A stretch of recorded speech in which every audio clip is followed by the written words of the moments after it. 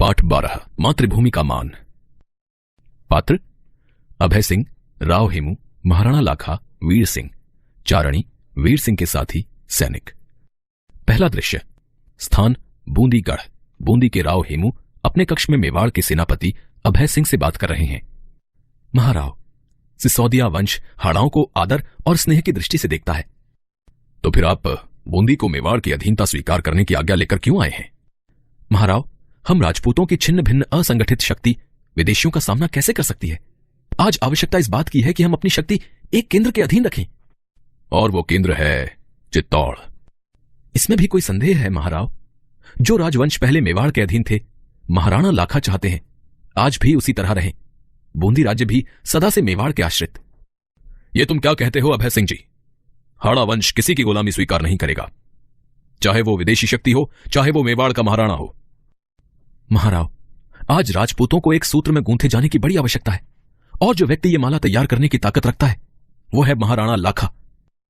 ताकत की बात न छेड़ो अभय सिंह। प्रत्येक राजपूत को अपनी ताकत पर नाज है।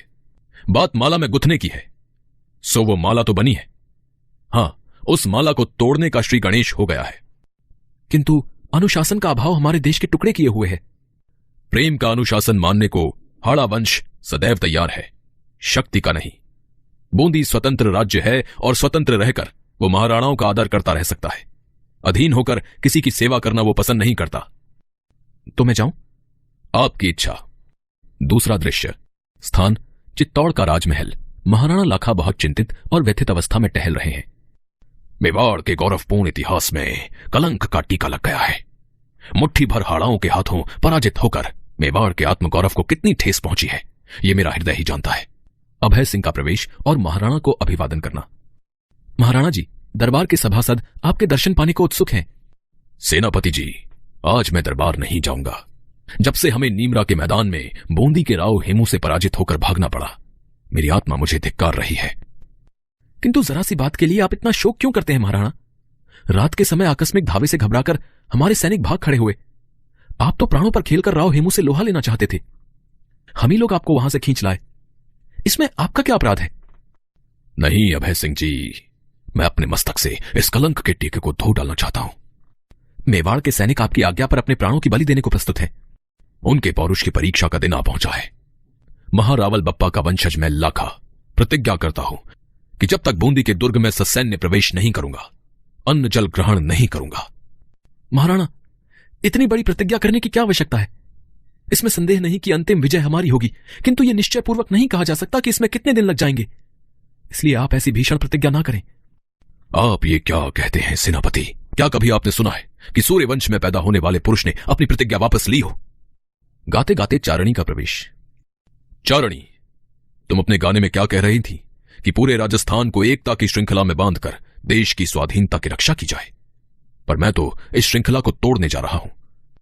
यह आप क्या कहते हैं महाराणा? मैं आपसे निवेदन करने आई हूं कि यद्यपि समय के फेर से आज हाड़ा शक्ति और साधनों में मेवाड़ से छोटे हैं, फिर भी वे वीर हैं। विपत्ति के दिनों में वे मेवाड़ को सहायता देते रहे हैं। यदि उनसे कोई धृष्टता बन पड़ी हो तो महाराणा उसे भूल जाएं और राजपूत शक्तियों में स्नेह का संबंध बना रहने दें। चारणी, तुम बहुत देर से आई। चारणी, महाराणा ने प्रतिज्ञा की है कि जब तक वे बूंदी के गढ़ को जीत न लेंगे, अन्न जल ग्रहण न करेंगे। दुर्भाग्य। एक उपाय है, यहीं पर बूंदी का एक नकली दुर्ग बनाया जाए। महाराणा उसका विध्वंस करके अपनी प्रतिज्ञा पूरी कर लें। अच्छा सुझाव है। ठीक है, अभी तो मैं नकली दुर्ग का विध्वंस करके अपने व्रत का पालन करूंगा, किंतु हाड़ाओं को उनकी उद्दंडता का दंड दिए बिना मेरे मन को संतोष न होगा। सेनापति, नकली दुर्ग बनवाने का प्रबंध करें। तीसरा दृश्य। चित्तौड़ के निकट एक जंगली प्रदेश। नकली दुर्ग का मुख्य दरवाजा। महाराणा और सेनापति का प्रवेश। ये तो बूंदी दुर्ग की ठीक हूबहू नकल है। इस दुर्ग को मिट्टी में मिला देने से मेरी आत्मा को संतोष नहीं होगा, लेकिन अपमान की वेदना में जो विवेकहीन प्रतिज्ञा मैंने कर डाली थी, उससे तो छुटकारा मिल जाएगा। निश्चय ही महाराज। अब हम लोग आज के रण की तैयारी करें। किंतु ये रण होगा किससे? इस दुर्ग में कोई तो हमारा पथ प्रतिरोध करने वाला होना चाहिए। दुर्ग के भीतर अपने ही कुछ सैनिक रख दिए जाएंगे जो बंदूकों से हम पर झूठे वार करेंगे। कुछ ही समय में दुर्ग मिट्टी में मिला दिया जाएगा महाराज। अब चलिए। दोनों का प्रस्थान। वीर सिंह का कुछ साथियों के साथ प्रवेश। मेरे बहादुर साथियों, सामने देख रहे हो कौन सी इमारत बनाई गई है? हाँ सरदार, ये हमारी जन्मभूमि बूंदी का दुर्ग है। और तुम जानते हो कि महाराणा इस गढ़ को जीतकर अपनी प्रतिज्ञा पूरी करना चाहते हैं। क्या हम लोग अपनी जन्मभूमि का अपमान होने देंगे? ये हमारे वंश के मान का मंदिर है, क्या इसे मिट्टी में मिलने देंगे? किंतु ये तो नकली बूंदी है सरदार। धिक्कार है तुम्हें, नकली बूंदी भी प्राणों से अधिक प्रिय है। जिस जगह एक भी हाड़ा है वहां बूंदी का अपमान आसानी से नहीं किया जा सकता। लेकिन सरदार, क्या महाराणा के विरुद्ध तलवार उठाना हमारे लिए उचित है? हमारा शरीर महाराणा के नमक से बना है। जिस जन्मभूमि की धूल में हम खेलकर बड़े हुए हैं, उसका अपमान भी कैसे सहन किया जा सकता है? जब कभी मेवाड़ की स्वतंत्रता पर आक्रमण हुआ है, हमारी तलवार ने उनके नमक का बदला दिया है। लेकिन जब बूंदी के मान का प्रश्न आएगा, हम बूंदी की ओर से प्राणों की बलि देंगे। निश्चय ही जहां पर बूंदी है वहां पर हाड़ा है, और जहां पर हाड़ा है वहां पर बूंदी है। मेरे वीरों, तुम अग्निकुल के अंगारे हो, अपने वंश की आभा क्षीण न होने देना।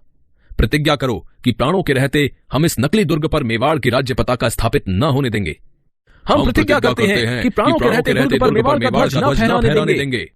शाबाश मेरे वीरों, मुझे आप लोगों पर अभिमान है। Study